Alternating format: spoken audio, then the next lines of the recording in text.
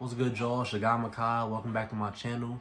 Make sure you leave a like, comment, and subscribe. And if you're new, make sure you subscribe. I'm trying to hit 1,000 subscribers, and every subscriber helps. Over here on this channel, we make daily NBA content. So if you enjoy the NBA as much as I do, please subscribe. And today we're going to be talking about the reports that came out earlier, that Philadelphia is including Ben Simmons and James Harden trade packages, and just what I think about that whole scenario and that whole little mess that's going on, in Houston and in Philly. So the report that came out said that Philadelphia is, willing to include Ben Simmons in a trade, for James Harden. And then, I want to say 30 minutes to 45 minutes later, Daryl Morey comes out and says, we're not trading Ben Simmons. He's a big part of our future. And the last time we saw, Daryl Morey say that he wasn't trading a player, it was Chris Paul. But y'all know what happened there. He traded him like a week later or something like that. So I don't believe these GMs when they say they're not trading somebody. What the Houston Rockets needs to, understand, there's not going to be, a deal out there that gives you a player that's better than Ben Simmons or will be better than Ben Simmons because, well, what will be the next best offer? You probably got an offer from, the Nuggets. You got an offer from the Heat. You got an offer from the Raptors. There's nobody on those teams that is better than Ben Simmons or has as much potential as Ben Simmons has. You don't, turn down a 6'10", elite defensive, elite passing, ball handling, defensive monster, can get to the rim, can distribute for other guys. You don't turn that down, just because you want to be greedy and ask for a T-style ball. If, Philly is playing hardball, they don't want to give you thought ball.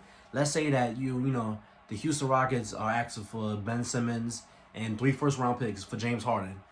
Man, if Philly calls back and says, no, just 2 first-round picks, I'm doing that because every day that you don't trade James Harden, his value just goes down and down and down. And you don't want this to go into next season. You don't want this to go to next summer because then the deals are going to be even worse than they are right now.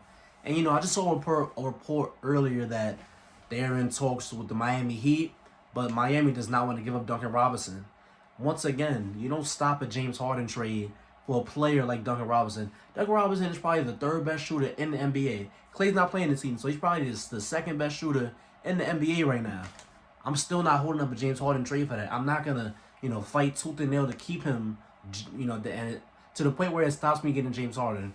We saw what the guy in Boston did. We saw what Danny Ainge did. He waited too long because that Charlotte deal came out of nowhere, man. Like, they could have gotten Miles Turner back, in a sign and trade for Gordon Hayward, but he wanted to be greedy and asked for Victor Oladipo and Miles Turner. So Indiana just waited and waited and waited. No, not Indiana. Gordon Hayward just waited and waited and waited, and then here comes Charlotte with 120 million. And the Celtics wound up fine after that, but with the $27 million trade exception, but they could have had Miles Turner, instead of Tristan Thompson, who's fine, but you'd rather have Miles Turner. But the whole point of this thing is, don't let little minute things stop you from getting a great player. Ben Simmons, if you want to build a franchise for the next, decade or so, Ben Simmons is one of the top guys in the NBA when it comes to building franchises around them. Ben Simmons with his own team, and spacing with, good spacing, not like poor spacing that they had in Philly. Ben Simmons with his own team that has good spacing would be automatically a top 10 player to me because then you can see him really unleashed in like a Giannis sort of way where, everybody just spreads it out. He gets to, run right to the rim. If anybody comes to help, he just passes it right to them.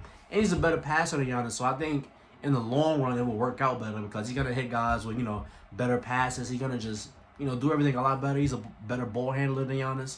Not saying he's better than Giannis, but, you get the idea.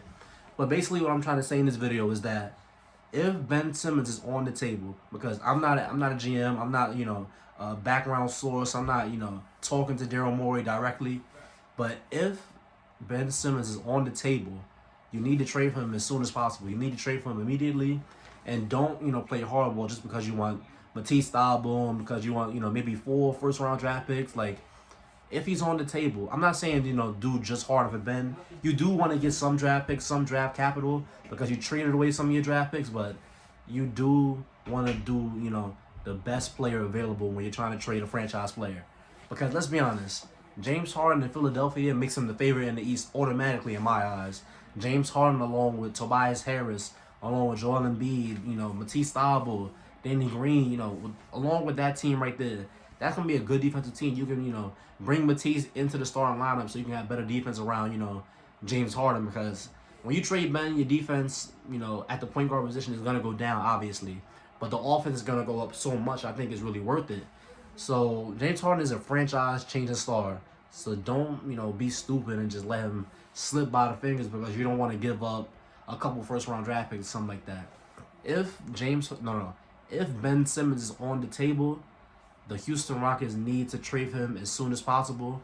And if they don't, and they play hardball and they wait too long, and they get a trash offer from another team that they're gonna be forced to accept, the longer this goes on, this is gonna haunt them for the rest of their lives. And I'm gonna laugh at them, honestly, but that's just my opinion on the whole thing. Let me know what you think down in the comment section below. And if you stay to the end of this video, thank you. Don't forget to like, comment, and subscribe. And I'll see you on the next one.